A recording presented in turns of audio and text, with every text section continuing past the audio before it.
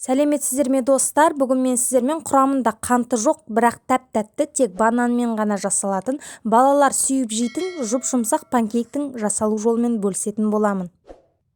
Құрамына артық еш зат қажет емес, үйде бар заттармен жасаймыз. Ең алдымен ыдысымызға бананымызды ашып, өзімізге ыңғайлы болу үшін осылай кішкене бөлшектерге бөліп саламыз. Содан кейін бананымызды шанышқының көмегімен жақсылап еземіз. Достар, бұл панкейктерді балаға 9 айдан бастап бере берсе болады. Міндетті түрде кішкентай балапандарыңызға жасап беріңіздер. Мен құрамына қажетті заттарды сіздерге описанияға қалдырып кетем. Егер көбірек жасаймын десеңіздер, одан 2 есе 3 есе қылып жасай бересіздер. Сондай-ақ достар, менің каналымда американдық панкейктерінде жасалу жолы бар. Сіздерге описанияға ссылкасын қалдырып кетемін. Кіріп қарасаңыздар болады. Оның жасалуы мүлдем басқа. Мінеки, бананымызды жақсылап безгеннен кейін үстіне бір жұмыртқамызды салып, шанышқының көмегімен жақсылап араластырып шығамыз.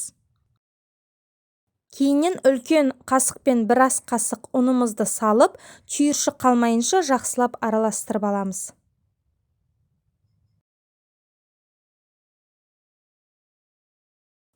Және ең соңынан бір ас қасық сұйық майымызды құямыз, және тағы бір араластырамыз.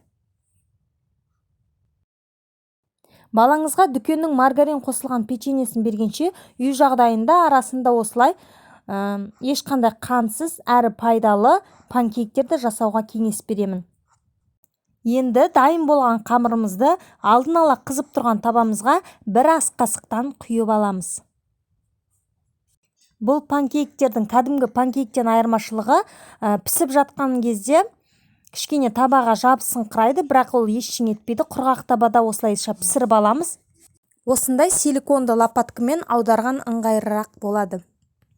Пісіп жатқанда бізде осындай тескішелер пайда болады, және оттың асты өте баяу тұруы тиіс. Осымен біздің өте тәтті әрі пайдалы панкейктеріміз дайын. Міндетті түрде балаларыңызға жасап беріңіздер. Видео ұнап жатса лайк басып пікір қалдыруды ұмытпаңыздар. Назарларыңызға көп рахмет.